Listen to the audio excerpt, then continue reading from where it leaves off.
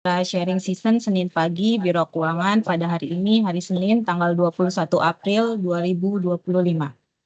Yang kami hormati Bapak Rahmat Budiaji selaku Kepala Biro Keuangan serta PLT Kepala Biro Perencanaan dan Organisasi, Bapak Timbang Supriyanto selaku Kepala Bagian Perjalanan, Bapak Dedi Bagus Prakasa selaku Kepala Bagian Administrasi Barang Milik Negara, Bapak Sam Karya Nugraha selaku Kepala Bagian Administrasi Keuangan, Bapak Koko Surya Dharma selaku Kepala Bagian Pengelolaan Kinerja Organisasi dan Reformasi Birokrasi, Ibu Ratna Puspitasari selaku Kepala Bagian Perencanaan, Ibu Ni'imah Wahyu Purnami selaku Kepala Bagian Organisasi dan Tata Laksana, Bapak dan Ibu Kepala Subbagian, Bapak dan Ibu Staf Pelaksana, serta Bapak dan Ibu Tenaga Sistem Pendukung di lingkungan Biro Keuangan dan Biro Perencanaan dan Organisasi. Alhamdulillah, marilah kita panjatkan puji dan syukur kehadiran Allah Subhanahu wa Ta'ala karena karunia-Nya sehingga kita bisa berkumpul secara online dalam rangka sharing season Senin pagi Biro Keuangan pagi ini. Salawat serta salam marilah kita panjatkan kepada Nabi kita, Nabi Muhammad SAW, karena telah menjadi tauladan yang baik bagi kita. Sharing season Senin pagi hari ini akan diisi oleh Bapak Sam Karya Nugraha, Mbak Fitriah Nur Afifah, dan Mbak Bening Laudita Irbah dari bagian administrasi keuangan terkait ISO 9001 tentang sistem manajemen mutu. Sebelumnya, perkenalkan saya Lugas Putranti Winastiti dari bagian administrasi barang milik negara yang akan memandu acara sharing season Senin pagi hari ini. Izin mengingatkan kepada Bapak dan Ibu untuk dapat menggunakan background dan dapat mengaktifkan kamera. Sebelum kita memulai acara S3 pagi hari ini, alangkah baiknya kita mulai dengan berdoa terlebih dahulu. Doa akan dipimpin oleh Bapak Muhammad Rokib dari bagian perjalanan. Kepada Bapak Rokib, kami persilakan. Terima kasih Mbak Lulu atas kesempatan yang diberikan. Assalamualaikum warahmatullahi wabarakatuh. Selamat pagi dan salam sejahtera untuk kita semua. Marilah kita sejenak menundukkan kepala, berdoa kepada Tuhan Yang Maha Esa dengan agama dan kepercayaannya masing-masing. Izinkan saya berdoa secara agama Islam. Astaghfirullahaladzim, astaghfirullahaladzim, astaghfirullahaladzim. Alhamdulillahi Rabbil Alamin. Hamda syakirin, hamdan na'imin, hamda yu'afihi wa yukafihi mazida. Ya Rabbana lakal hamd kama yanbaghi li jalali 'azimi sultanik. Allahumma salli ala Sayyidina Muhammad wa ala ali Sayyidina Muhammad. Ya Allah, ya Tuhan kami yang Maha Agung, pada hari ini Senin tanggal 21 April 2025 kami akan memulai melaksanakan kegiatan sharing session dengan tema ISO 9001 2015 tentang sistem manajemen mutu. Dengan memohon ridho dan izin-Mu ya Allah, berkahilah semua langkah dan perbuatan kami, dan menjadikan ibadah kami dan bermanfaat bagi kami. Jadikanlah kegiatan S3 pada pagi hari ini sebagai perkumpulan yang Engkau rahmati. Ya Allah, ya Maha Ghafur, Engkau yang Maha Pengampun atas segala dosa. Ampunilah dosa kami dan keluarga kami. Ampunilah dosa kedua orang tua kami. Ampunilah dosa para pemimpin kami dan para pendahulu kami, ya Allah. Ya Allah yang mujib, Engkau yang maha mengabulkan doa, perkenankanlah doa dan permohonan kami. Rabbana la tuzigh qulubana ba'da hadaitana wa hab lana min ladunka rahmatan innaka antal wahhab. Rabbana hab lana min azwajina wa dhurriyyatina qurrata a'yun waj'alna lil muttaqina imama. ربنا آتنا من لدنك رحمة وهيئ لنا من أمرنا رشدا ربنا آتنا في الدنيا حسنة وفي الآخرة حسنة وقنا عذاب النار سبحانك ربك رب العزة عما يصفون والسلام على المرسلين والحمد لله رب العالمين. Wassalamualaikum warahmatullahi wabarakatuh. Amin amin ya robbal alamin. Terima kasih kepada Bapak Rokib yang telah memimpin doa pagi hari ini. Selanjutnya adalah sambutan dari Bapak Rahmat Budiaji selaku Kepala Biro Keuangan serta PLT Kepala Biro Perencanaan dan Organisasi.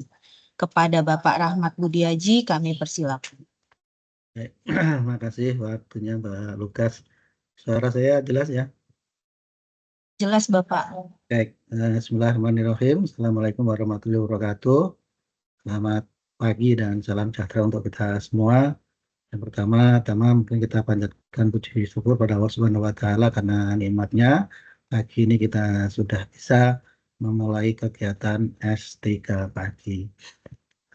Yang kedua, tentu ini masih di bulan Syawal. Saya tahu belum semuanya kita bisa saling bertemu, walaupun tidak bertemu, belum sempat berucap maaf-maafan tentu di S3 pagi pertama setelah Lebaran.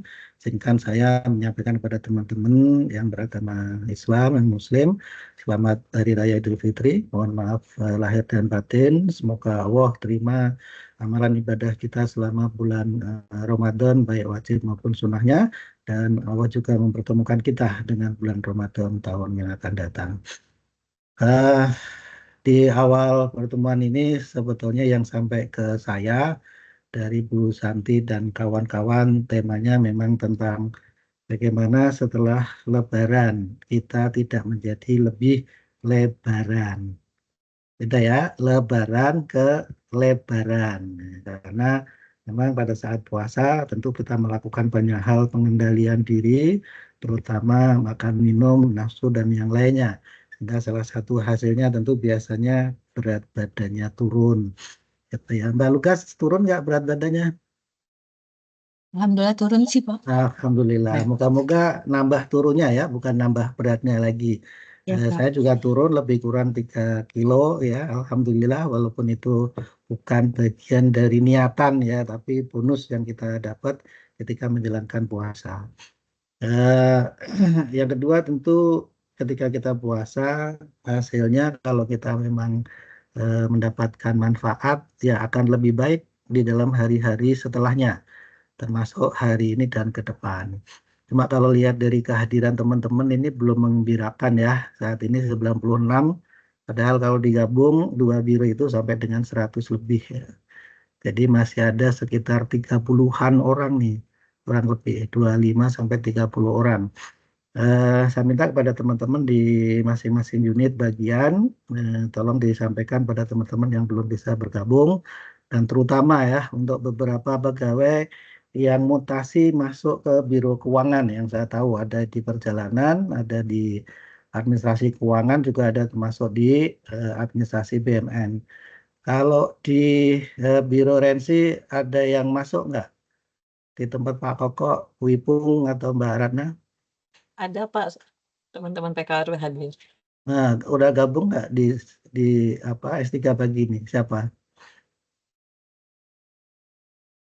Coba diketik namanya siapa, Mbak Suci? Saya, Pak, Mbak Ocha, Pak Koko, Mas Sarno, Mas. Bukan Oh, pegawai yang mutasi masuk ke PKWRB ada nggak? ada, Pak. Oh, belum ada, Pak, belum. Ada di perencanaan ada nggak, Mbak Ratna? Ada, Pak, dari Biro Keuangan. Mbak Rosan ya? Ya, betul, Pak. Oke, Mbak Rosan ada sih. Di Ortala ada nggak? Wipung. Mas Anggara, Mas Anggoro.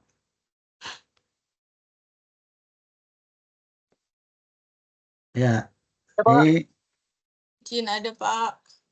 nggak ada yang masuk baru ke Ortala nggak? Mbak Irma, Pak. Oh, Mbak Irma perencanaan. Iya. Ya, Karena oke, Mbak Irma juga udah ada di meeting ya. Kayaknya yang di Biro Keuangan nih yang belum muncul. Saya coba ketek tadi Mas Marwoto, terus Mbak Hayati Ningsih ya. Marwoto belum izin, Pak. Belum sampai hari ini belum lapor, Pak. Dipanggil Mas. Baik, Pak. Dipanggil. Baik, Pak. Mbak Hayati Ningsih, Pak Dedi gimana? Pak Dedi bagus ya, bukan Pak Dedi 2.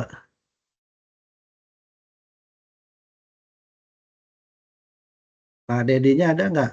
Mas Beda, Mbak Dina.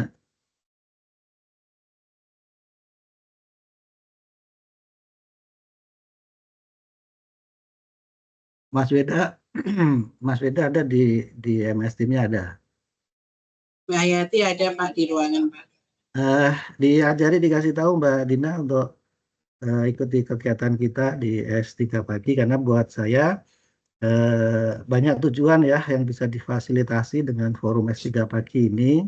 Tidak aja sharing knowledge ya, buat saya juga bagian untuk memonitor, mengevaluasi kegiatan maupun kedisiplinan kita di Biro Keuangan maupun di Biro Rensi. Jadi menjadi bagian dari teman-teman unitnya, termasuk memasukkan di grup WhatsApp unit kerja, karena sebagian informasi kan diupdate di sana. Beberapa yang lalu saya lihat teman-teman kurang nih care-nya untuk menambahkan pegawai-pegawai yang masuk. Kalau yang keluar sih ada yang mau bertahan, ada yang seringnya ya pamit buruan gitu ya. Tapi yang masuk belum tentu segera ditambahkan, termasuk tadi mungkin dipanggil walaupun kita di luar ada isu yang bersangkutan ditahan oleh unitnya atau tidak mau keberatan pindah. Tapi buat saya apa yang menjadi perintah dan kebutuhan organisasi di dalam komitmen kerja mestinya menjadi yang utama. Dan saya bukan termasuk tipe orang yang mau ngotot ya. Kalau tetap mempertahankan ya, tapi kalau ngotot sih enggak gitu ya. Jadi kalau kayak Mbak Rosan ya kalau boleh tetap di Biro Keuangan gitu ya. Tapi masuknya di Biro Rensi ya susah gitu ya. Tapi saya sudah komunikasikan dengan teman-teman di Biro SDMA bagaimana untuk menata yang sebaik-baiknya. Jadi enggak gampang melakukan penataan di Biro SDMA. Saya juga punya pengalaman sendiri gitu ya. Tapi boleh juga kita memberikan satu saran masukan dan nggak ada masalah buat saya. Oke, yang berikutnya tentu saya masih berharap mungkin nanti Mbak Santi kita undang kembali Bu Dr. Lia ya, kalau menafsunya Bu Dr. Lia, dan mungkin tidak hanya bicara tentang isu setelah Lebaran, tapi intinya adalah bagaimana menjaga kesehatan ya. Kesehatan ini ya kesehatan fisik, juga kesehatan mental maupun psikis ya. Karena di Yankes saya kira kita udah punya banyak poli dan yang kemudian udah disounding di rapat-rapat dari Biro Umum, maka tahun ini sudah harus mulai dilaksanakan medical check-up untuk seluruh pegawai. Saya ulangi, medical check-up untuk seluruh pegawai. Oleh karena itu, pada kesempatan yang lain, kalaupun bisa diundang, saya ingin kita mendapatkan bagian yang diprioritaskan, seandainya unit lain tidak terlalu concern terhadap kesehatan pegawai. Saya kira kita dihadapkan pada satu pola hidup kebiasaan kita yang sadar nggak sadar ya, itu membuat kita harapan hidupnya mungkin tidak sepanjang di tempat lain. Dan itu kalau kita sadari dari awal, maka yang rugi ya kita sendiri, keluarga, mungkin juga kedinasan. Jadi saya berharap kita punya jadwal untuk melaksanakan medical check-up. Ini gratis loh ya, di tempat lain itu bayar medical check-up. Ya, cuma saya tahu beberapa tantangan orang lebih siap mati mendadak gitu ya daripada sakit. Itu yang kemudian ketakutan kalau dilakukan medical check-up nanti ketahuan penyakit-penyakitnya.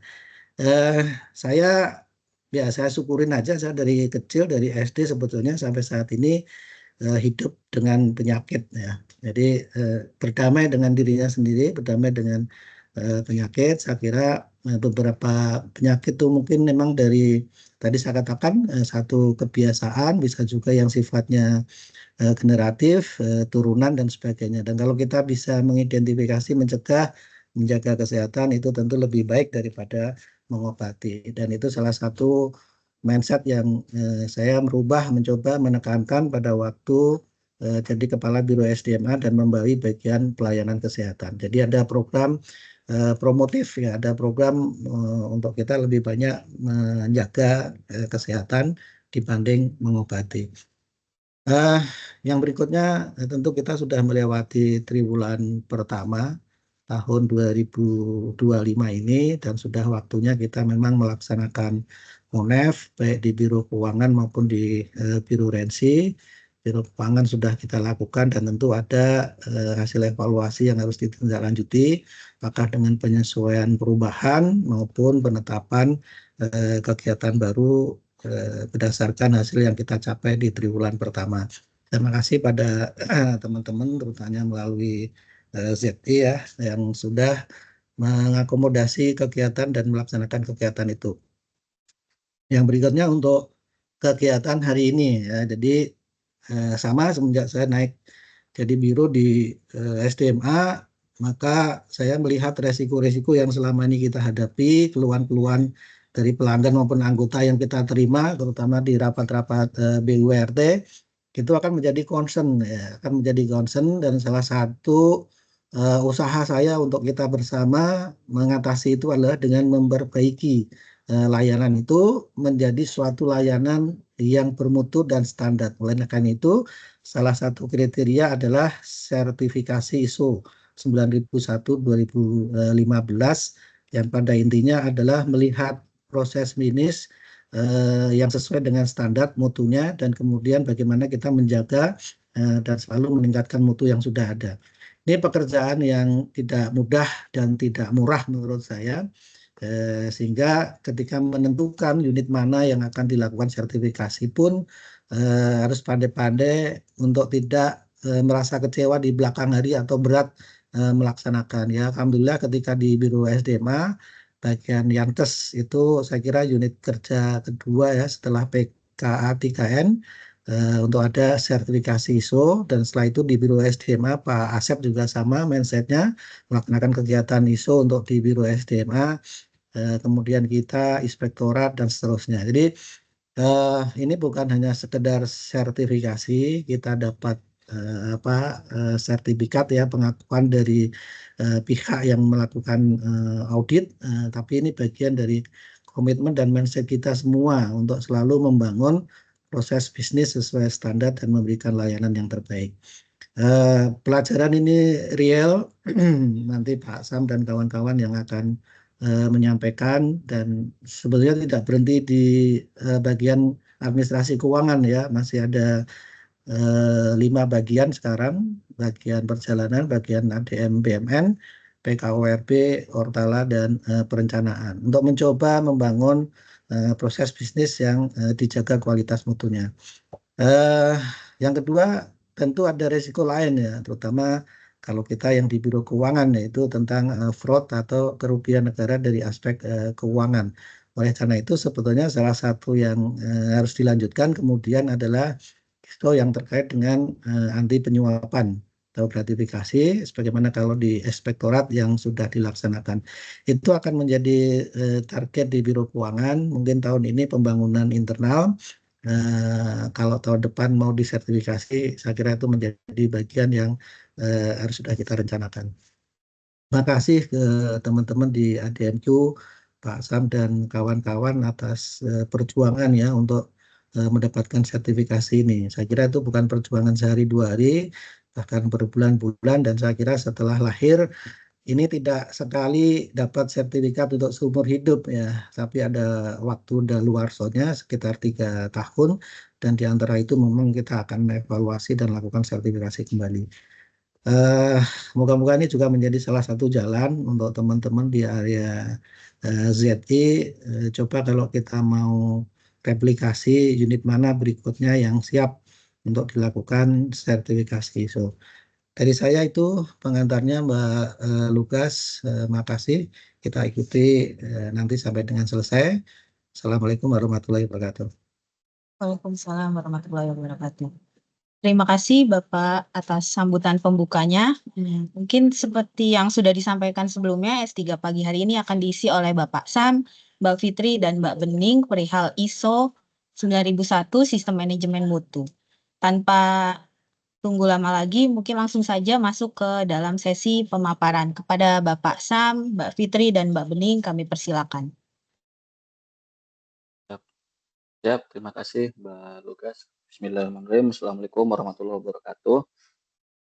Yang terhormat Pak Karo, terima kasih Pak atas kesempatan dan waktunya. Para kepala bagian di jajaran Biro Keuangan, para kepala bagian di jajaran Biro Rensi, para kepala subbagian di Biro Keuangan dan Biro Rensi, serta teman-teman semuanya di Biro Keuangan dan di Biro Rensi.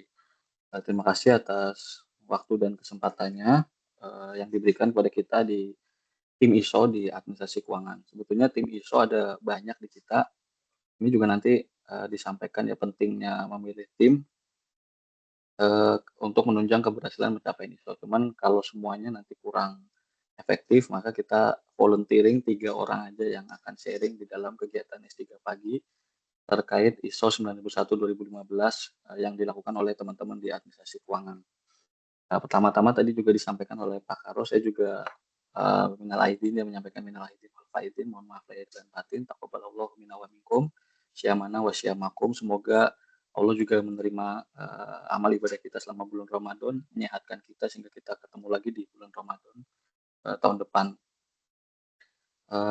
Terus yang berikutnya adalah tadi juga disampaikan oleh Pak Karo bahwa menjaga kesehatan selalu lebaran itu penting. Nah, cuman kalau saya Pak Karo itu justru karena sehat itu jadi tambah gemuk Pak.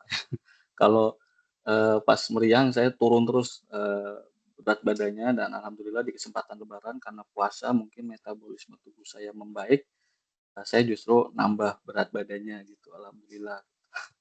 Dan mudah-mudahan sih stop di situ aja, nggak terus jadi obesitas. Alhamdulillah jadi nambah dan kondisi membaik. Dan mudah-mudahan saya juga mendoakan semua yang ada di Biro Keuangan tetap sehat, ya nggak kena penyakit-penyakit yang aneh-aneh. Terkait dengan ISO, mungkin sebelum saya masuk lebih lanjut, Mbak Lala dan Mbak Fitri udah membuat video nih, katanya mau di-share dulu. Monggo Mbak Lala, videonya disampaikan.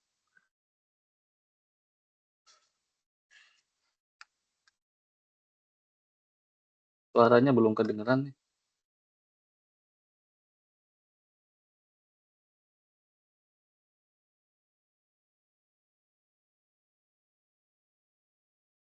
Suaranya belum ada lah.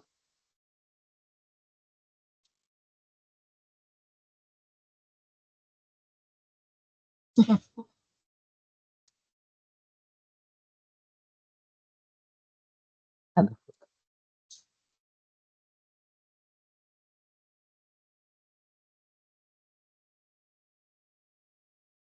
Suaranya hilang.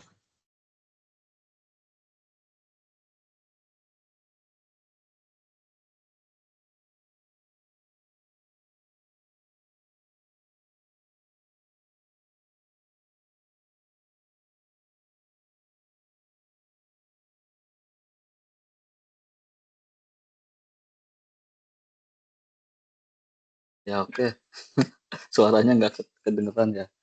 Tapi itu sekilas video terkait pencapaian ISO adminku ya. Jadi apa sih sebetulnya ISO itu? Nah, kita sebelumnya kenapa adminku niat dan rajin gitu mau mengejar ISO ini, yaitu ada dua sumber ya, ada dua penyebab. Yang pertama ya tentu arahan dan permintaan dari Pak Karo agar kita mengejar ISO gitu ya. Cuman memang pas di awal Pak Karo meminta kita untuk pertama mengejar ISO 37001 ya tentang SMAP. Karena memang itu yang lagi digencar-gencarkan di lingkungan Sekjen DPR RI. Namun kita di administrasi keuangan setelah berdiskusi dengan konsultan juga dengan melihat situasi di lapangan bahwa sebetulnya banyak dari stakeholder kita itu yang mengeluhkan dan menuduh gitu dalam tanda kutip bahwa Biro Administrasi Keuangan itu tidak standar layanannya, lama lah di dalam pelayanan pelaksanaan anggaran dan lain-lain. Kita numpuk lah, kita menunda penagihan dan lain-lainnya, sehingga menurut konsultan justru lebih mudah bagi kita untuk mengejar ISO 9001 dulu, baru setelahnya kita akan kejar di 37001. Jadi dengan sudah kita mengejar di ISO 9001, maka untuk pemenuhan di ISO 37001 itu tinggal selangkah lagi, karena kita udah siap dengan seluruh standar dan prosedurnya gitu. Jadi basicnya itu justru di ISO 9001. Itulah kenapa kita berdiskusi lagi dengan Pak Karo, mohon izin untuk bisa mengejar ISO 9001 dulu, dan alhamdulillah Pak Karo mengizinkan, dan kita adminku mulai bulan itu sekitar bulan Maret mengejar ISO 9001/2015.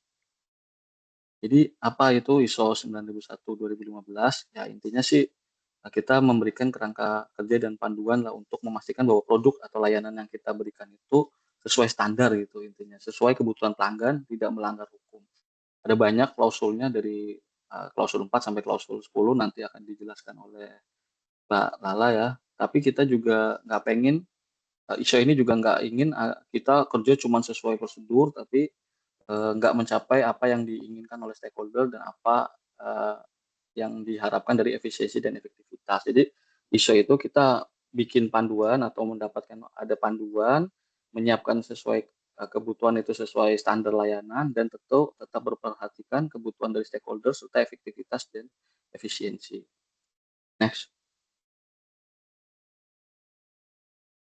Nah, ini tujuannya kita jadi teman-teman itu ternyata pada saat saya pertama kali masuk ke dalam dimutasi ke administrasi keuangan itu sebagai kepala bagian gitu ya, terus saya mengumpulkan teman-teman itu terus bertanya, apakah teman-teman yang ada di sini tuh semuanya tahu dasar hukum dalam bekerjanya gitu ya. Ternyata rata-rata menjawab ya diajarinya kayak begini atau biasanya kerja kayak begini gitu. Jadi nggak ada yang tahu apakah dalam pekerjaannya ada SOP-nya ataukah tahu proses bisnisnya dan lain-lain. Itu ternyata belum, sehingga pada saat itu kita belum punya guidelines bahwa bekerja di administrasi keuangan untuk melaksanakan tupoksi-tupoksi di administrasi keuangan itu kerangka kerjanya ini. Itulah kenapa kita melakukan ISO 9001/2015. Kita pengen punya kerangka gitu loh, yang menjaga mutu dalam pelaksanaan pekerjaan kita. Next.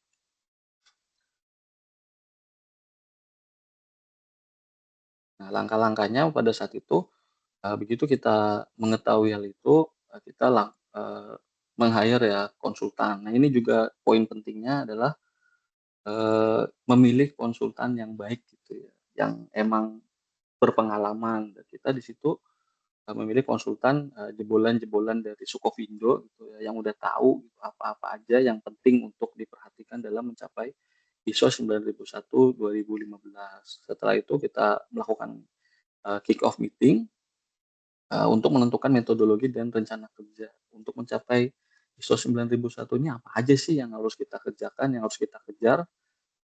Nah, kita didampingin oleh teman-teman konsultan dan pada rapat ini juga dihadiri oleh Pak Karo supaya kenapa? Setiap pergerakan kita ini didukung oleh manajemen puncak yang ada di unit kerja. Ini paling penting. Biar kita nanti jangan sampai berhenti di tengah jalan, hilang semangat atau bahkan kehilangan arah karena kita nggak disupport oleh manajemen puncak. Alhamdulillah di kegiatan kita ini Pak Karo sangat support. Terus setelah itu yang paling penting adalah kita membentuk tim. Yang ini yang tadi yang apa namanya saya sampaikan paling penting dalam pembentukan tim ISO itu ini kita membentuk tim, memilih tim yang akan mengejar gitu loh, yang akan mengejar pencapaian ISO. Kenapa? Karena luar biasa pemenuhan dokumen, pembuatan proses bisnis SOP yang harus dikejar gitu ya. Nanti akan dijabarkan oleh Mbak Lala atau Mbak Fitri. Jadi pada saat kita melakukan ISO itu ada ada klausul 4 sampai klausul 10 yang mana masing-masing itu bisa punya anak-anaknya ya 41, 42, 43 dan seterusnya itu masing-masing itu butuh eviden. Nah, itu kita penting menunjuk siapa yang menjadi manajer atau manajemen representatif atau wakil manajemennya. Supaya kenapa? Dia yang paling mengerti proses bisnis yang ingin dikejar untuk dicapai ISO-nya. Misalkan kalau di administrasi keuangan itu kita ingin mengejar ISO pada proses penggajian, kas pembukuan dan pelaporan keuangan. Seorang wakil manajemen harus memahami 3 area yang ingin dikejar ISO-nya ini. Kalau dia nggak bisa, maka pada saat audit eksternal dia nggak akan bisa menjawab apa-apa yang menjadi pertanyaan dari auditor eksternal. Yang kedua adalah kita harus menunjuk PIC. PIC yang masing-masing bagian tadi atau sub tadi atau area tadi ya. Kenapa? Karena nanti pada saat penelaahan diketahui misalkan proses bisnis di area kas pembukuan masih kurang, proses bisnis di area pelaporan masih kurang, proses bisnis di area penggajian masih kurang. Nah, PIC inilah yang akan memastikan bahwa tim yang di bawahnya itu menyusun apa-apa yang dibutuhkan, menyusun proses bisnis, menyusun SOP supaya sesuai dengan standar gitu. Nah, yang paling penting berikutnya itu adalah pengendali dokumen. Nah, ini kalau di adminku ada Mbak Bening, ada Mbak Cinta ya, itu dia yang nantinya akan nyimpen semuanya. Nah, yang dihasilkan selama proses ISO ini, termasuk memastikan bahwa semua formulir-formulir yang dipersyaratkan untuk audit itu siap. Kalau pengendali dokumen ini lemah, gitu ya, nanti kita pada saat audit eksternal kita nggak akan bisa menunjukkan eviden yang diperlukan untuk proses audit. Begitu udah nggak bisa menunjukkan eviden, insya Allah nggak jadi dapat ISO-nya. Oke, next.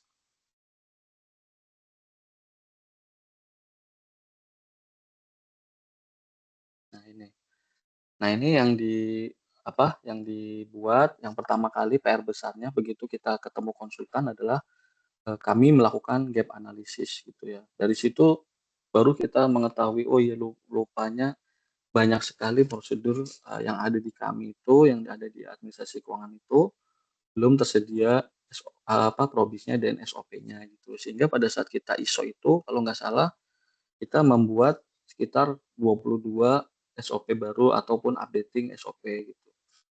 Itu menunjukkan bahwa banyak kegiatan-kegiatan kita itu yang ternyata entah SOP-nya udah daluarsa atau SOP-nya itu belum ada. Nah, ini juga kami mengucapkan banyak terima kasih buat teman-teman Ortala ya yang udah ada di sini karena mau gitu loh kita kejar, kita pepet terus untuk ngejar penyelesaian SOP supaya selesai sebelum masa audit eksternal tiba. Yang kedua kita juga melakukan pelatihan buat tim-tim tadi yang dimasukkan ke dalam tim ISO ini untuk mengetahui apa-apa aja yang akan dilalui selama masa penilaian ISO gitu, dari persiapan sampai penilaian ISO. Kita menjelaskan kepada tim terkait apa-apa aja yang perlu diperlukan dalam pencapaian ISO, termasuk nantinya juga kami juga melakukan pelatihan terkait cara melakukan audit internal terkait ISO ini. Terus next. Nah, setelah kita melakukan gap analysis, nah, lalu dari teman-teman di konsultan menyiapkan kira-kira apa aja sih pedoman mutu yang bisa kita terapkan di lingkungan administrasi keuangan gitu yang sesuai dengan standar ISO. Nah, dari situ kami dari internal melakukan review apakah benar yang disusun oleh konsultan itu bisa diterapkan, applicable di lingkungan administrasi keuangan dan benar-benar bisa kita jalankan gitu. Jangan sampai nanti cuma jadi dokumen aja, tapi kitanya sendiri nggak bisa menjalankan ISO ini gitu.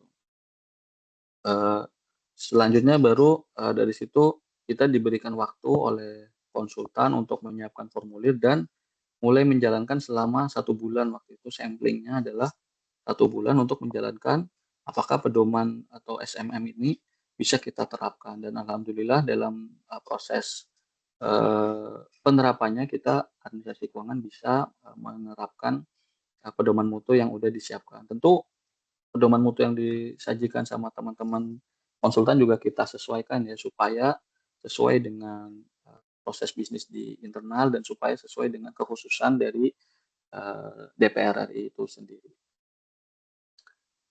Mungkin itu kalau dari saya pembukaannya ya untuk membuka materi karena nanti penerapan SMM secara khusus akan dijelaskan sama Mbak Bening dan nanti audit internal akan dijelaskan sama Mbak Fitri. Mau dilanjut Mbak Bening. Izin melanjutkan, apakah suara saya terdengar? Jelas. Dengar Baik. Mbak. Selanjutnya saya akan membahas terkait dengan penerapan sistem manajemen mutu. Apa aja sih yang dilakukan dalam rangka penerapan sistem manajemen mutu? Yang pertama adalah kita menetapkan proses bisnis yang dituangkan dalam SOP kaitannya dengan penerapan SMM. Apa aja SOP-nya? Itu adalah SOP informasi terdokumentasi, SOP rapat tinjauan manajemen, SOP audit internal, dan juga SOP tindakan perbaikan. Tentu saja dalam menerapkan SOP ini kita tidak tidak bertentangan dengan peraturan yang sudah dikeluarkan oleh bagian Ortala terkait penyusunan SOP, kita mengacu pada ketentuan tersebut. Apa sih sebenarnya fungsi dari SOP-SOP ini? Ini contoh aja salah satunya adalah SOP audit internal. Kenapa kita menetapkan SOP audit internal? Karena di dalam ISO itu alurnya ada salah satunya adalah proses audit internal. Jadi nggak boleh kita melakukan audit internal tanpa acuan. Nah, kita buatkan di sini proses bisnisnya, alurnya, dan ditetapkan dalam SOP. Lalu selanjutnya yang kedua adalah memastikan bahwa seluruh klausul SMM dari poin 4.1 sampai dengan 10.3 itu terpenuhi dengan melampirkan bukti dukung yang dapat dipertanggungjawabkan. Nah, untuk mempermudah wakil manajemen dalam review evidence dari SMM ini, kita juga sudah buatkan tabel yang berisi klausulnya, pengertian dari klausulnya, bukti objektifnya seperti apa, dan link evidence-nya. Dan di sini salah satu contoh aja, karena nggak mungkin kan kita bedah nih sampai 10.3 karena lumayan banyak. Mungkin nanti kalau dari Bapak Ibu ada minat, ada niatan untuk sertifikasi ISO, mungkin boleh langsung tanyakan ke saya atau Sinta untuk lebih detailnya. Nah, di sini contohnya salah satunya di klausul 4.1, memahami organisasi dan konteksnya. Bukti objektifnya adalah kita menyusun isu internal dan eksternal yang ada di bagian administrasi keuangan, serta menyusun rencana tindak lanjut dari isu yang sudah dianalisa sebelumnya. Lalu kemudian adalah menetapkan formulir yang akan dipergunakan dalam setiap proses bisnis di administrasi keuangan. Ini seperti bentuk baku formulir. Contohnya nih, misal mungkin Bapak Ibu pernah menerima undangan dari bagian administrasi keuangan. Di bagian bawah itu ada kode FMWM 09 Ref 00. Ini bukan salah ketik, tapi memang ini adalah bentuk dokumen yang dikendalikan yang sudah kita tetapkan dalam formulir ISO. Contoh yang lain adalah laporan singkat dan lain sebagainya. Jadi ada beberapa formulir yang sudah kita bakukan, dan tentu saja formulir-formulir ini kita juga mengacu pada tata naskah dinas yang ditetapkan oleh bagian arsip. Step selanjutnya adalah audit internal yang akan dijelaskan oleh Mbak Fitri. Silakan.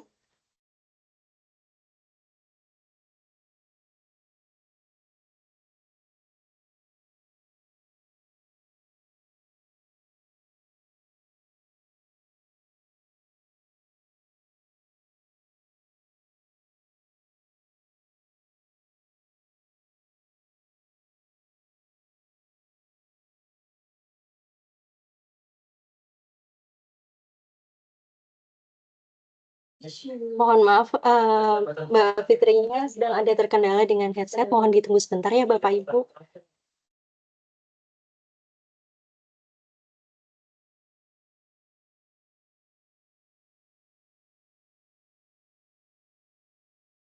Ya, sambil nunggu mungkin saya bantuin. Jadi di dalam proses internal audit ini memang ada agak unik kalau di kita di administrasi keuangan ya, karena tadinya kalau dari konsultan menyarankan proses internal audit itu dilakukan bukan oleh orang yang lagi di audit gitu. Cuman karena kita ya yang di audit itu lingkupnya adminku, bagian adminku, ya terpaksa yang audit ya teman-teman sendiri. Cuman memang dilakukan silang gitu. Misalkan dari bagian penggajian mengaudit pelaporan, pelaporan mengaudit kas pembukuan mengaudit gajian gitu. Tapi yang repot adalah pas mengaudit wakil manajemen yaitu saya ya. Padahal saya pelaku MR-nya, tapi saya juga kepala auditnya. Itu udah bisa? Bentar Pak, saya ke Oh, komputernya Lala dulu ya. ya udah sok. Ya, nah jadi itu yang aneh. Cuman walaupun demikian kita nggak terus mengurangi esensi dari audit ini karena justru banyak temuan-temuan yang ditemukan oleh tim audit internal ini gitu, dan alhamdulillah bisa diselesaikan gitu. Hanya satu yang temuan yang cukup ya minor sih, tapi agak waktu penyelesaian karena memerlukan penyesuaian atas SOP gitu, yaitu SOP atas rekon internal yang ada di laporan keuangan. Iya Pak. Monggo, Fitri silakan lanjut. Ya, mohon maaf ya Bapak Ibu semua, tadi ada kendala teknis. Ya, jadi alhamdulillah saya itu ditetapkan sebagai auditor internal untuk ISO ini. Sebenarnya saya sharing aja ya di sini, nggak mau terlalu apa ya secara teknis menjelaskan. Karena nanti kalau misalkan Bapak Ibu sekalian tertarik untuk mengikuti jejak Adminq untuk menerapkan ISO 9001, saya yakin nanti diberikan petunjuk yang teknis yang lebih jelas gitu oleh konsultannya. Nah, sebenarnya saat saya dipilih untuk menjadi auditor, saya cukup apa ya, cukup khawatir, ada kekhawatiran. Kenapa? Karena saya bukan auditor gitu, saya tidak punya background audit. Nah, tapi alhamdulillahnya di saat penerapan ISO 9001 ini, kita itu diadakan pelatihan audit internal dulu. Jadi kita dikenalkan bagaimana cara mengaudit yang baik, melakukan entry meeting yang baik, closing meeting yang baik, apa aja yang harus disiapkan, terus audit yang baik itu seperti apa yang harus dipertimbangkan. Nah, mungkin di sini saya tidak akan memberikan teknis-teknis yang secara rinci ya apa, cuma kalau misalkan menurut saya, audit itu yang paling penting, yang harus di-highlight itu adalah pendekatannya. Jadi pendekatan audit sekarang itu melalui pendekatan risiko. Jadi risk based audit. Nah, itu yang harus ditonjolkan. Jadi pada saat melakukan audit kita tidak hanya melihat evidence yang didapat saja, tapi kita juga mempertimbangkan apa nih, resiko-resiko apa nih yang dapat mungkin terjadi dalam sebuah proses bisnis atau SOP-SOP yang ada di bagian administrasi keuangan gitu. Kayak misalkan contoh ya di laporan keuangan, mungkin resiko terbesarnya adalah kesalahan pembebanan akun. Mungkin resiko terbesarnya adalah ada yang tidak tercatat atau overstatement atau understatement seperti itu. Nah, di sini kami sendiri ya dari tim audit ada 3 orang. Ada saya ada Suci, ada Mbak Flo, dan juga ada ketuanya Pak Sam. Nah, kita ini membuat Google Drive sendiri ya, mempersiapkan Google Drive. Kurang lebih isinya ini, ada program internal audit, terus ada jadwalnya yang kita persiapkan, terus daftar pertanyaan-pertanyaannya. Nah, daftar pertanyaannya ini itu berkaitan dengan SOP-SOP yang ada di seluruh di bagian administrasi keuangan. Ada banyak sekali SOP, nah kita siapkan masing-masing dari SOP tersebut, kita siapkan pertanyaan auditnya. Nah, pertanyaan auditnya ini disusun berdasarkan yang tadi ya, berdasarkan resiko. Karena di bagian administrasi keuangan ini kan pasti banyak ya risikonya ya, salah satunya risiko fraud juga ada tentunya. Nah, lalu ada permintaan tindakan perbaikan. Jadi setelah nanti dilakukan audit, nanti kita ketemu nih findings, ada misalkan ada yang kurang dari SOP-nya, terus atau evidence yang juga kurang ternyata. Nah, nanti kita minta tindakan perbaikannya. Lalu di sini ada daftar PTP dan juga observasi, pemberitahuan audit, dan juga laporan hasil audit. Next. Nah, ini karena di bagian administrasi keuangan itu ada subbagian, ya ada 3 subbagian, kas pembukuan, pelaporan, tim penggajian, ini kita bikin folder setiap masing-masing tim, di mana nanti di dalamnya ini berisikan evidence-evidence dari hasil audit gitu. Nah, ini ada foto saat kita melaksanakan audit internal ISO 9001. Nah, yang paling penting ya di dalam audit ini tidak ada konflik kepentingan. Jadi kita bertiga yang dipilih itu, Mbak Flo, aku, terus sama Suci, itu diambil dari 3 sub yang berbeda. Nah, kita bertiga, ini nanti tidak boleh mengaudit diri kita sendiri. Nggak ada tuh yang namanya jadi jeruk makan jeruk ya, Bapak Ibu. Jadi kalau misalkan saya nih, contoh saya kan dari sub laporan, berarti saya auditnya kas pembukuan dan juga penggajian gitu. Nah, tantangannya nih mungkin di sini saya harus baca SOP-nya. Tapi insya Allah ya, karena terbantu, terus kita juga punya tim yang saling komunikatif gitu, kita saling tanya, Ci, misalkan ini gimana ya, kita saling session gitu. Jadi SOP yang banyak itu juga nggak jadi berat gitu untuk kita. Nah, terus setelah itu kita juga menyusun jadwal audit. Nah, jadwal audit ini tentunya harus disesuaikan ya dengan jadwal auditi. Jadi jangan sampai bentrok gitu. Jadi nanti sebelum penyusunan jadwal audit ini, kita hubungin dulu orang-orang yang mau diaudit.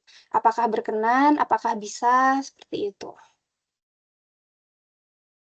Nah, di sini juga selain dari file-file yang tadi kita buat, kita membuat monitoring keterlaksanaan audit. Nah, ini mungkin sebenarnya ini nggak ada ya, kalau misalkan di pelatihan ISO ini nggak ada, cuma kita inisiatif sendiri, biar apa? Biar kita tahu gitu, pelaksanaan audit kita tuh udah sampai mana, terus apakah ada kendala, jadi kita juga mempermudah lah istilahnya, mempermudah tim audit ini.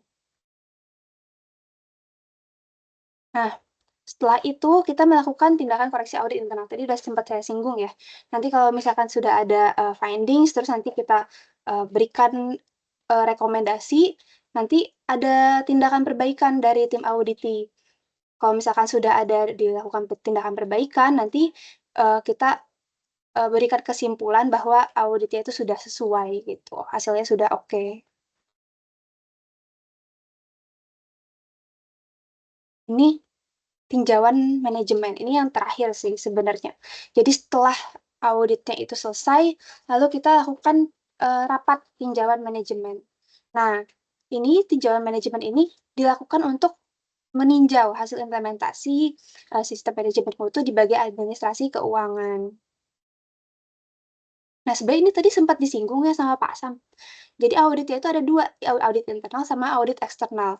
Nah, audit stage 1 itu audit yang dari kita gitu, dari kita sendiri. Jadi kita persiapan, kenapa sih kok ribet banget harus ada tim audit dari internal sendiri? Ya karena emang kita harus bersiap-siap gitu. Kita bersiap-siap dengan worst case-nya gitu. Jangan sampai kan teman-teman di sini udah semuanya kerja ini ya, kerja keras banget gitu menyiapkan ISO ini. Jangan sampai karena misalkan ternyata ada kesalahan-kesalahan kecil, nanti saat di audit eksternal ternyata kita gagal gitu. Jadi audit internal ini kayak apa ya? Kayak ring 1 gitu, kayak perlindungan pertama. Jadi agar ISO ini AS 9001 ini berhasil. Jadi jangan takut yang diauditi juga jangan takut, jangan ngerasa, aduh nanti saya diaudit, saya jadi harus menutup-nutupi, enggak gitu. Karena justru saat inilah kita harus saling berkolaborasi dan saling memperbaiki gitu. Nah, selanjutnya ini audit stage 2. Ini audit dari pihak eksternal. Nah, di sini dilakukan oleh auditor eksternal ya tentunya. Nanti ada wawancara, terus ada interview dengan manajemen puncak, terus ada melihat bukti-bukti pendukung yang sudah kita kumpulkan sebelumnya gitu. SOP-nya juga ditinjau lagi, dan tentunya juga masih ada tindakan perbaikannya. Mungkin sekian. Terima kasih Bapak Ibu. Baik, terima kasih kepada Bapak Sam, Mbak Fitri, dan Bening atas paparan yang disampaikan, kayak menambah wawasan kita terkait apa itu ISO, bagaimana cara penerapannya, dan langkah-langkahnya juga. Selanjutnya yaitu sebelumnya saya mengingatkan kepada Bapak dan Ibu serta teman-teman untuk dapat mengisi link absensi yang tersedia pada kolom chat. Selanjutnya, apabila Bapak dan Ibu ada pertanyaan atau pernyataan yang ingin disampaikan, kami persilahkan. Mungkin ini ada Bapak Timbang sudah raise hand. Silakan Bapak. Terima kasih Mbak Lugas atas waktunya yang saya hormati Pak Keuangan, Pak Haji Sam selaku narasumber, Pak Haji Bedi Bagus, dan seluruh rapat di jajaran Biro Rensi dan Kasubat di jajaran Biro Rensi. Makasih atas waktu yang diberikan Mbak Lugas. Saya tidak menanyakan karena ini juga belum, Anda pun katakanlah kita gali secara ini juga belum, teman-teman belum bisa memahami. Tentunya yang pertama saya tanyakan pertama terkait dengan waktu Pak Haji Sam. Dari pertama entry meeting sampai katakanlah sudah dinyatakan ISO ini lolos, waktu yang dilakukan oleh tim Pak Haji Sam berapa lama? Terus tadi ada beberapa audit internal yang dilakukan di unit kerja itu sendiri. Ini berapa kali periode katakanlah untuk melakukan rolling tim audit di internal, Pak? Jadi nggak sekaligus atau istilahnya beberapa kali dilakukan. Terus tentunya struktur untuk penunjukan tadi ketua tim, anggota tim di dalam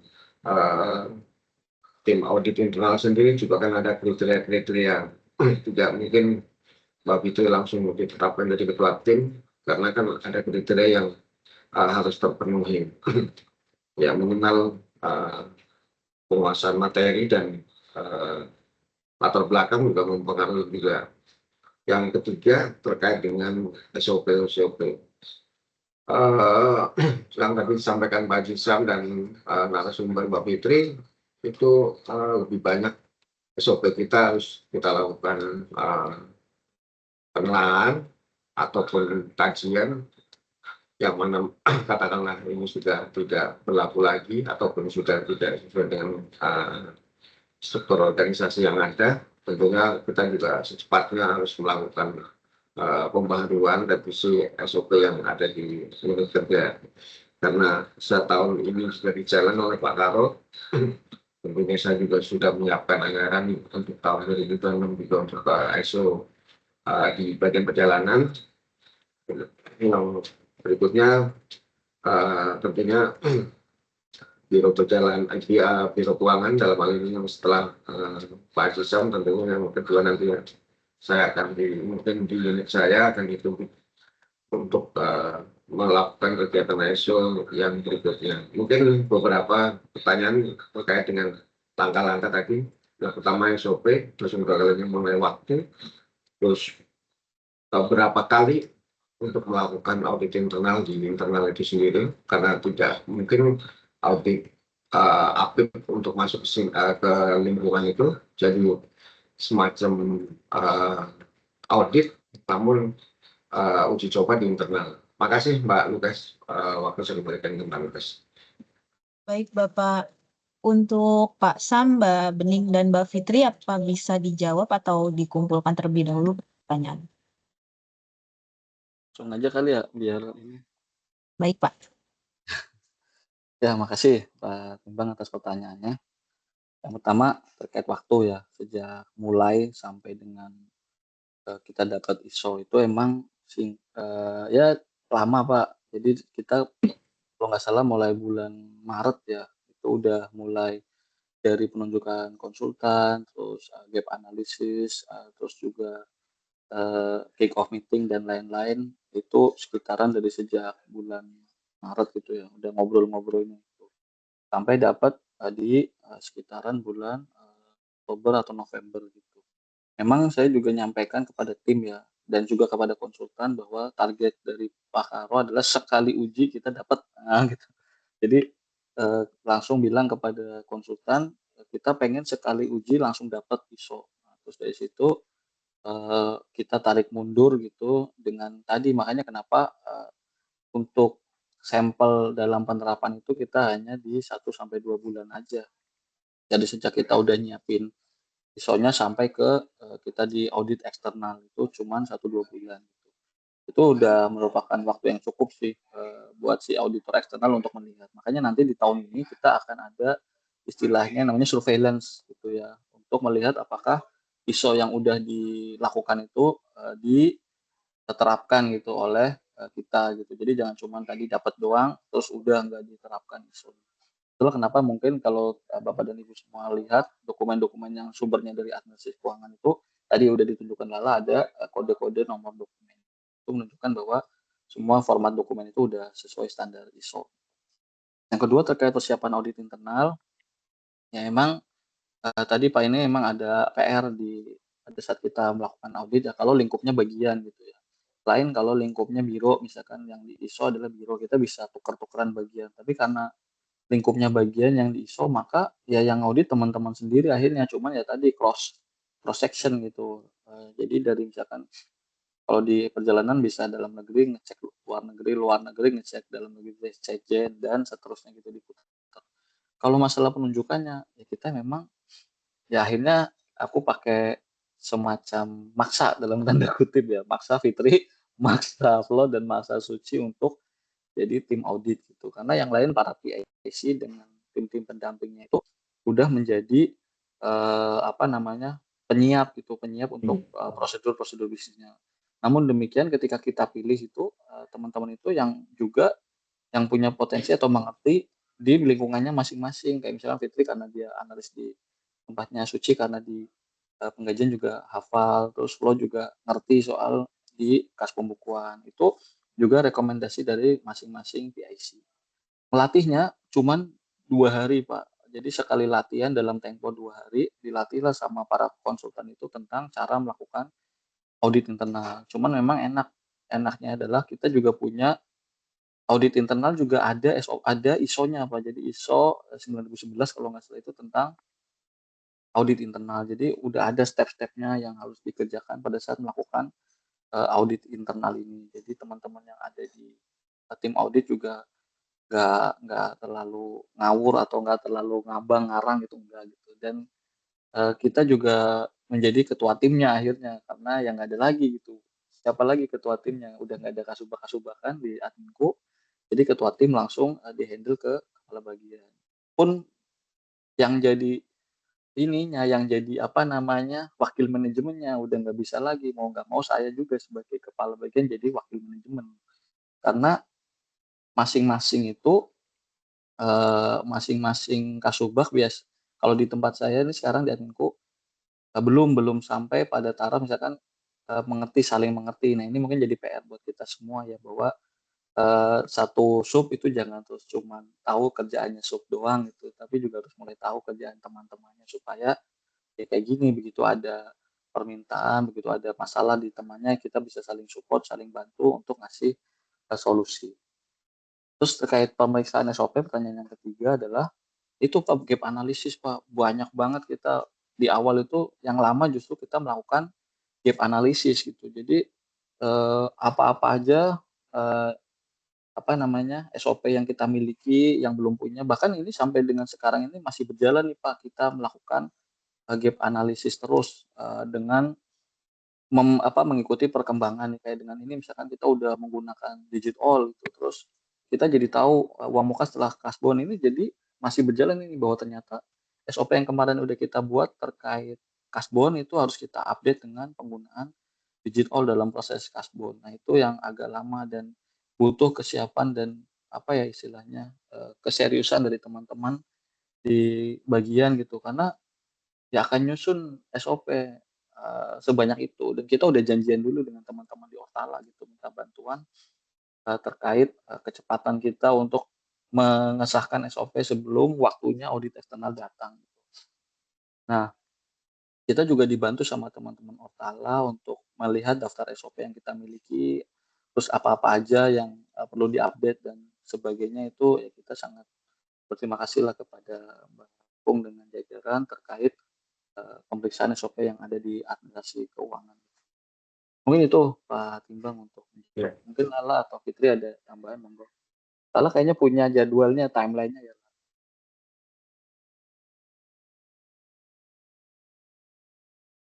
Jadi kalau timeline sama tadi berkas dokumen yang apa aja yang diperlukan, apa aja yang dilakukan sama kita selama ISO, kita punya Excel-nya tadi sempat di screenshot sama Lala.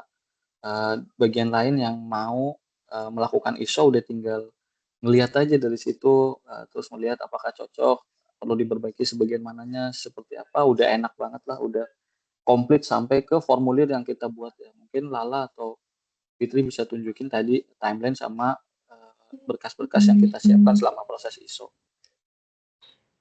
Sambil nunggu pertanyaan berikutnya. Monggo Mbak Lugas. Baik Pak, terima kasih Pak. Untuk Bapak dan Ibu lainnya mungkin ada yang ingin bertanya lagi.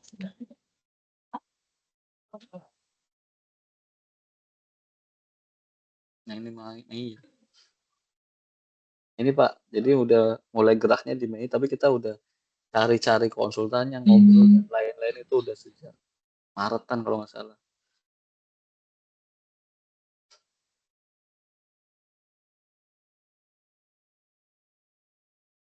Tugas. Baik Ibu, silakan Ibu Santi. Terima kasih Pak Sam dan tim atas pemaparannya yang begitu komprehensif dari awal sampai akhir. Izin ada 2 hal yang ingin kami tanyakan. Yang pertama adalah kendala utama pada saat penyusunan proses ISO ini apa ya Pak? Kemudian yang kedua, bentuk pendampingan yang dilakukan oleh tim konsultan. Kan tadi ada kegiatan internal audit, tadi saya lihat juga ada foto pelatihan internal audit. Apakah itu dilakukan oleh difasilitasi oleh konsultan atau bagaimana? Kemudian ya itu tadi pendampingannya dalam bentuk apa saja? Terima kasih.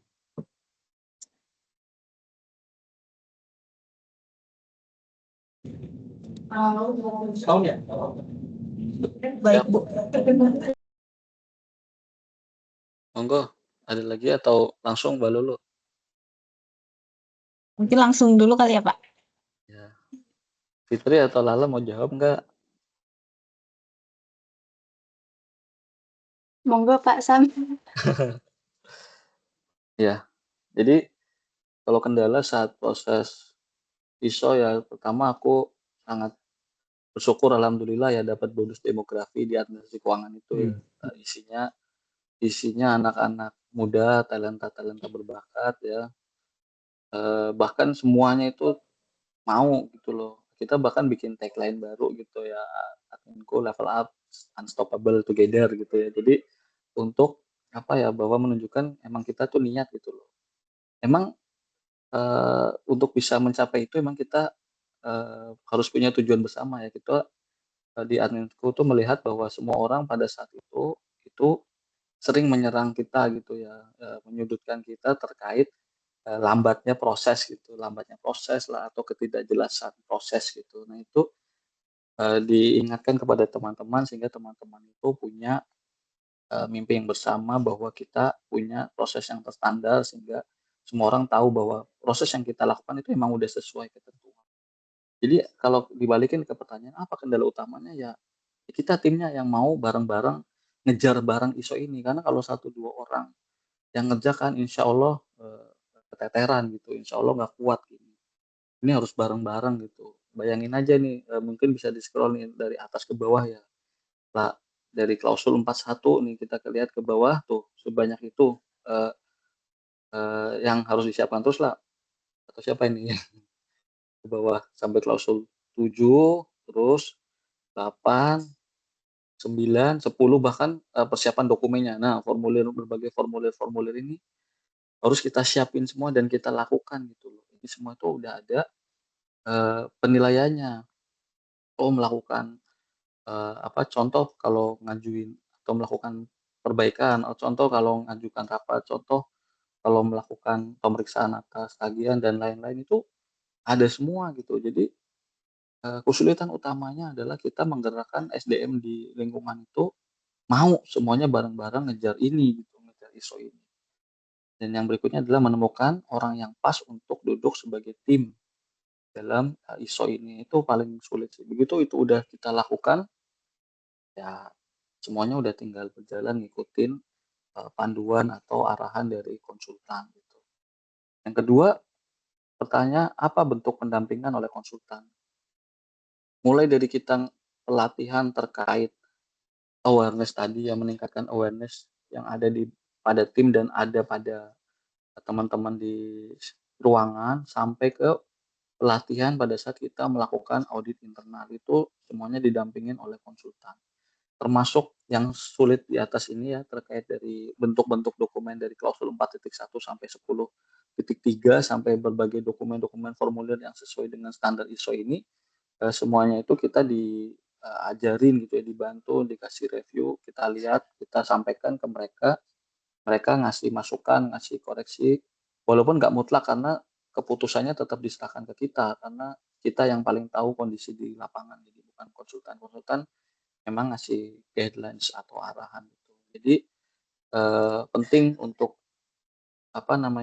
kita yang ngasih batasan kepada konsultan apa-apa aja yang sesuai buat lingkungan kita. Karena kalau enggak ya kita nggak pas gitu, yang dibuat konsultan itu kurang pas dengan situasi yang ada di lapangan. Mungkin itu Bu Santi, Lugas ya. Atau Fitri atau Lala, monggo kalau ditambahkan.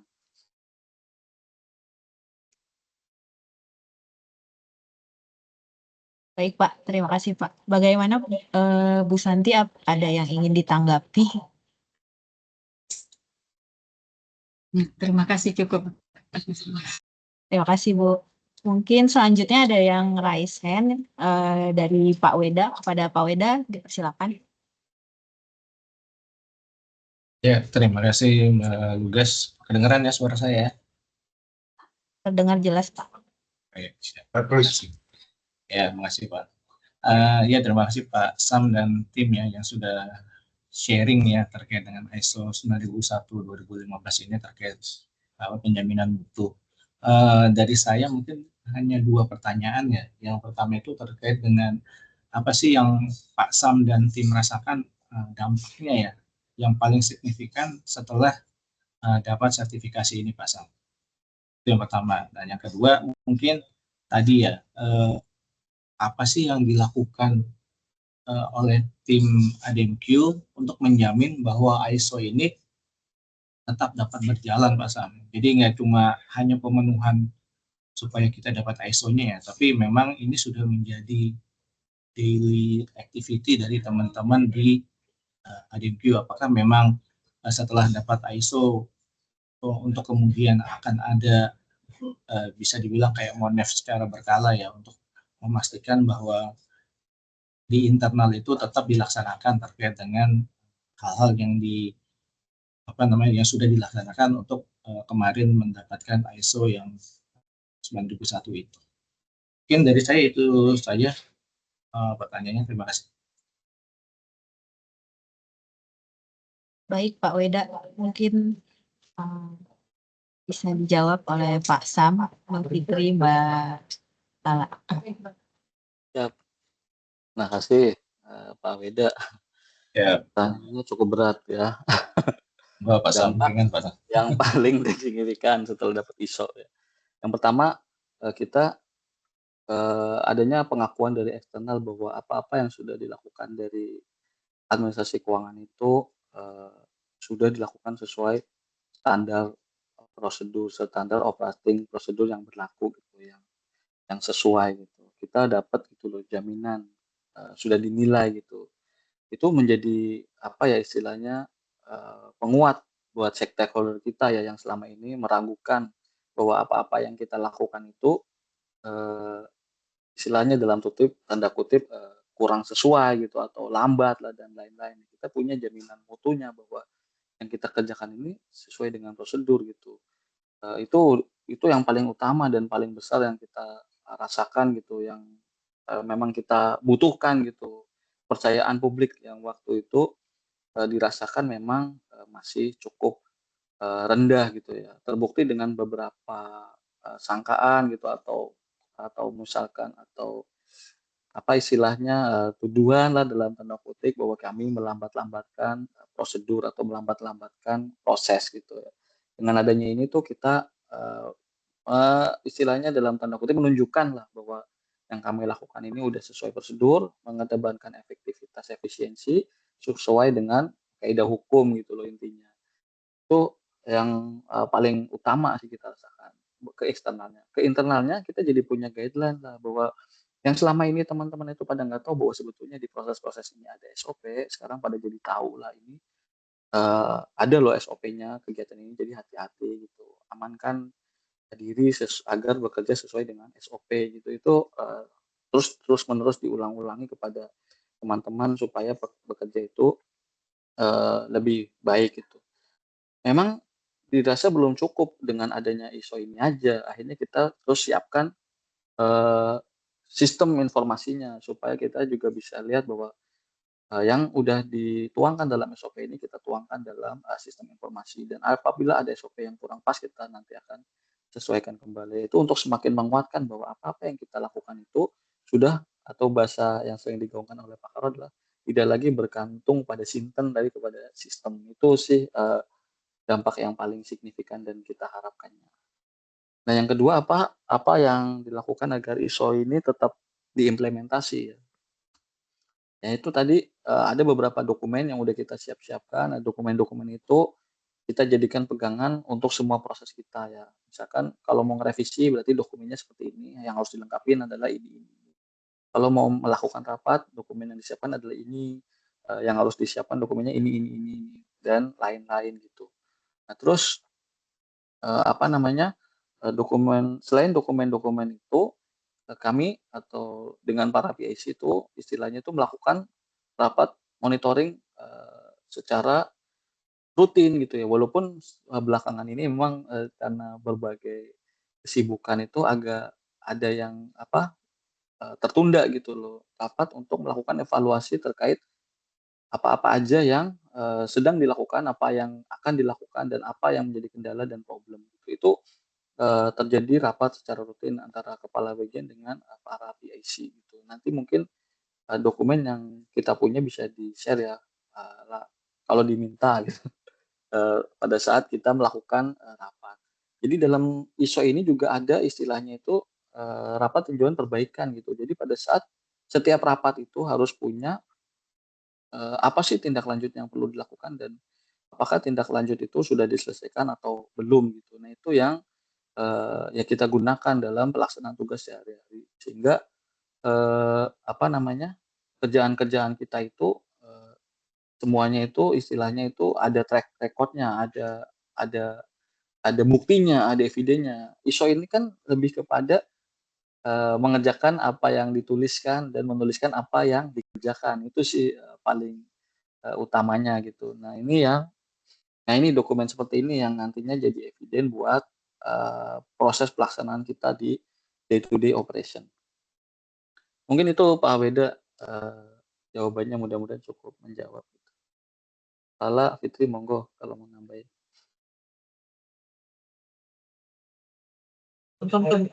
Ini mati semua dong, ini mati juga dong.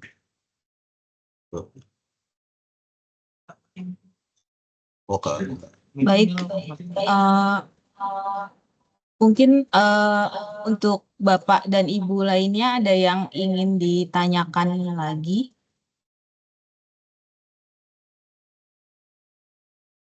Oke, ada dari Dokter Dian dari Pelayanan Kesehatan.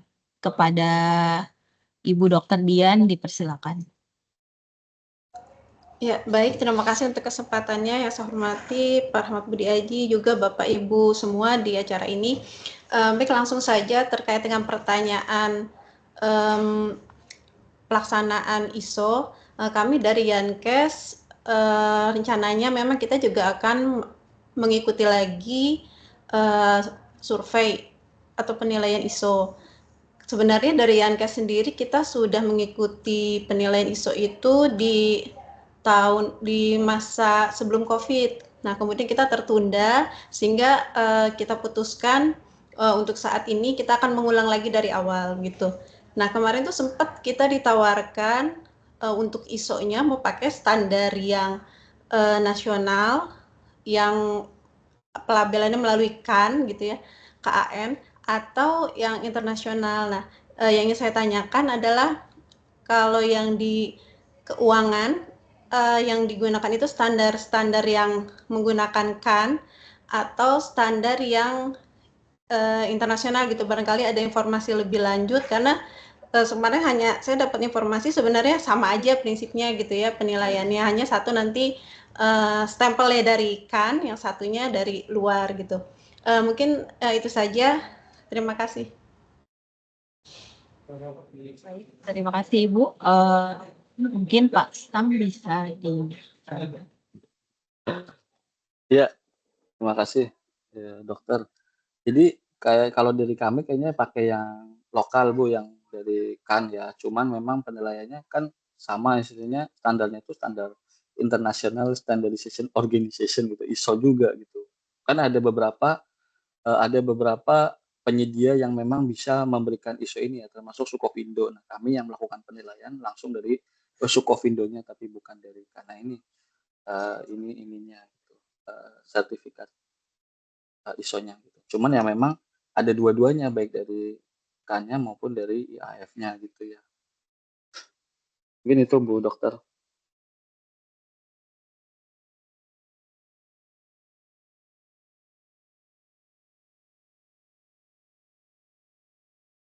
Ya.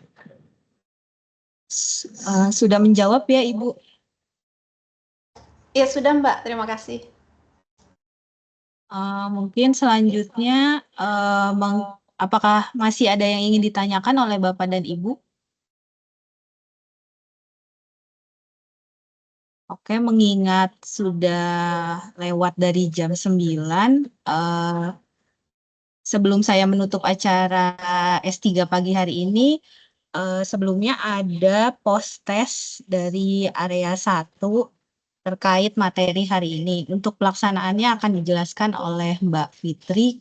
Pada Mbak Fitri, dipersilakan. Ya, terima kasih Mbak Lugas. Izin Bapak Ibu semua, ini dalam rangka pembangunan ZI ya. Jadi kita akan melakukan monitoring evaluasi atas kegiatan sharing session Senin pagi ini.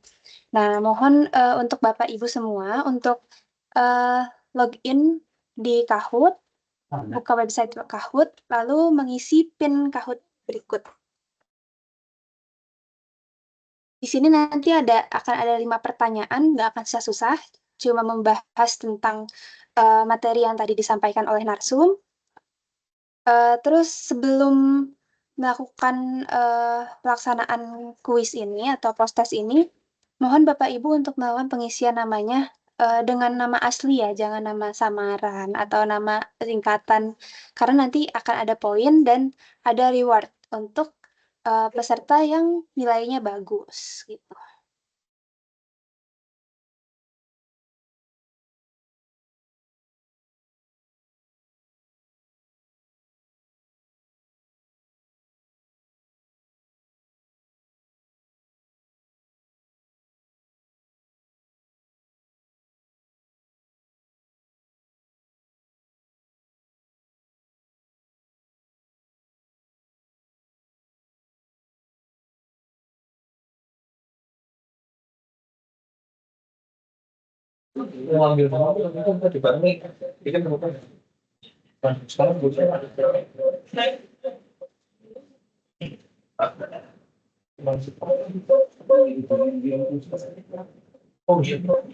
Mungkin Bapak Ibu yang tadi ada yang teman-temannya live room atau apa tidak di komputer, sudah sedang berada di komputer, ya tolong untuk dibantu ingatkan.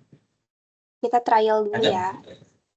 Karena nanti ini rencananya untuk dari area 1 akan diberlakukan ke depannya. Izin ya Bu Santi.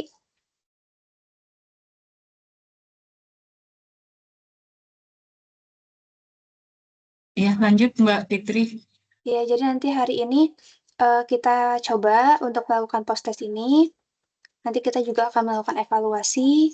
Jadi minta tolong partisipasinya ya Bapak Ibu semua. Terima kasih.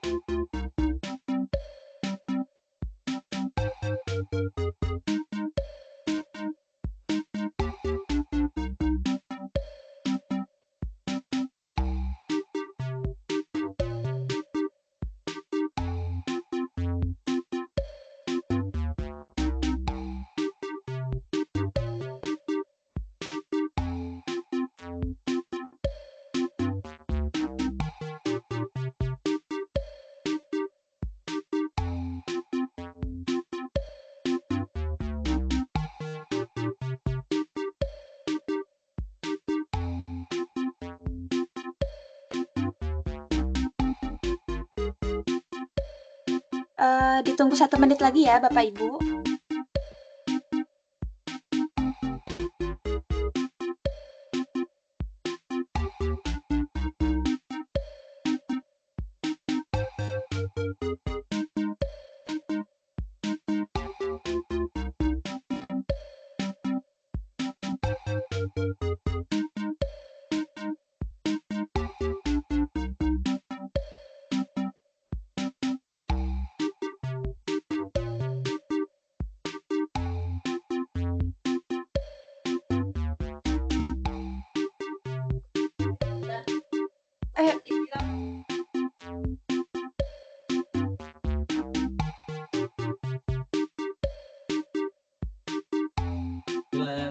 Oke, kita akan mulai dalam waktu 10 detik ya.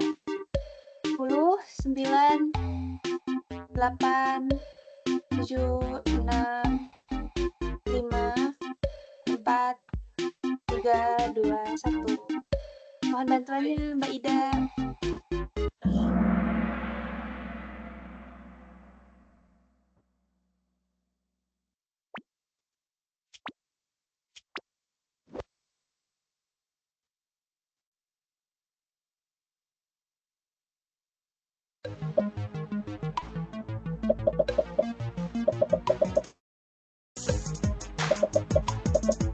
Apa tujuan utama dari penerapan ISO dalam sebuah organisasi? Nah, ini tadi udah dibahas ya tujuannya apa.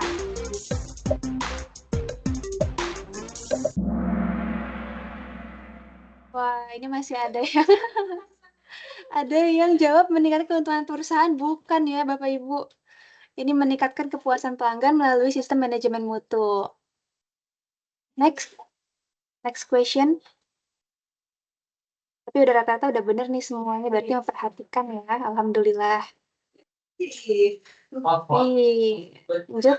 Siapa nih lu? Oke, next.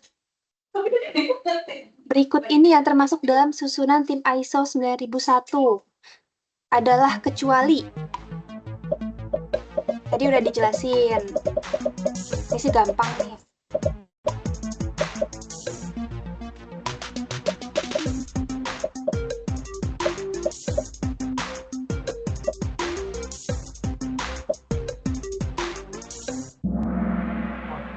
Waduh, kayaknya ini ada yang salah baca kali ya. Ini kecuali inspektorat. Tadi soalnya udah ada pengendali dokumen, terus ada wakil manajemen mutu, ada auditor internal. Oh, kecuali inspektorat. Next. Wah, Pak Weda. Naik nih sama Mbak Yasinta. Ayo, lanjut. Dalam konteks pelaksanaan audit internal ISO 9001, apa prinsip penting yang harus dijaga oleh auditor internal? Ini hanya mengaudit subbagian yang dipimpinnya, menghindari penggunaan SOP, melakukan audit secara lintas subbagian, atau menyusun laporan tanpa evidence.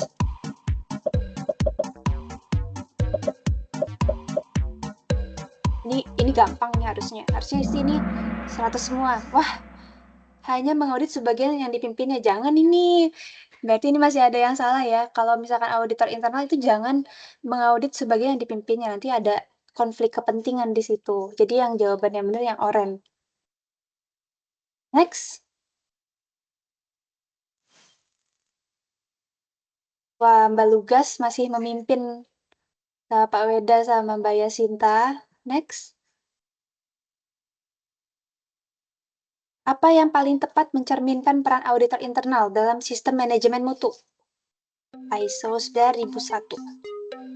Nah, apakah menjadi penegak aturan yang mencari kesalahan tim lain? Atau menilai kesesuaian implementasi sistem manajemen mutu berdasarkan bukti yang objektif?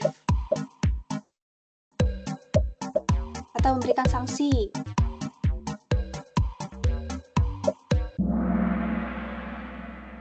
Wah, berarti udah paham semua ya ini tentang auditor internal di manajemen mutu ISO. Next.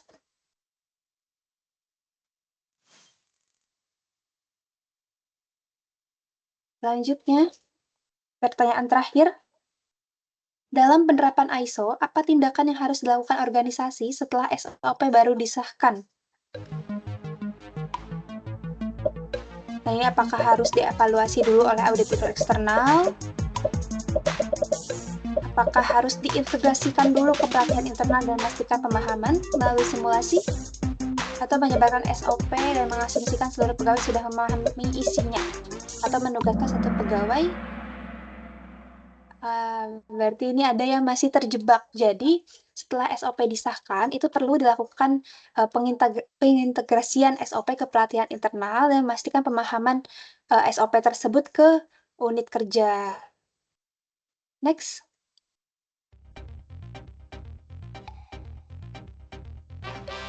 Yang ketiga, nah siapa ini, Nak?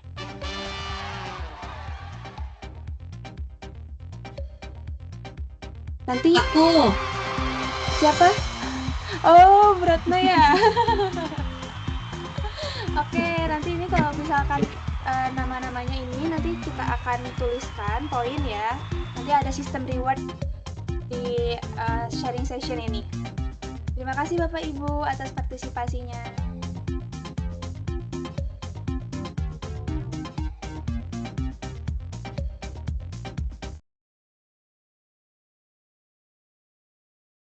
Oke, baik Mbak. Mungkin selamat kepada Pak Weda, Mbak Mary, dan Bu Ratna yang telah memenangkan Kahoot pada pagi ini. Mengingatkan kembali kepada Bapak, Ibu, dan teman-teman untuk dapat mengisi link absensi pada kolom chat yang sudah disampaikan oleh Mbak Ida. Mungkin sekian acara sharing season Senin pagi Biro Keuangan hari ini. Terima kasih kepada Bapak Sam, Ibu Fitri, dan Ibu Bening yang telah menyempatkan untuk mengisi materi pada acara S3 pagi hari ini. Terima kasih juga kepada Bapak dan Ibu atas perhatian, kehadiran, dan partisipasinya pada S3 pagi hari ini. Semoga Bapak dan Ibu sekalian selalu diberikan kesehatan lahir dan batin. Saya selaku pemandu acara S3 pagi hari ini menyampaikan mohon maaf apabila ada kekurangan ataupun kesalahan dalam penyampaian. Sampai jumpa di sharing season Senin pagi selanjutnya. Wassalamualaikum warahmatullahi wabarakatuh.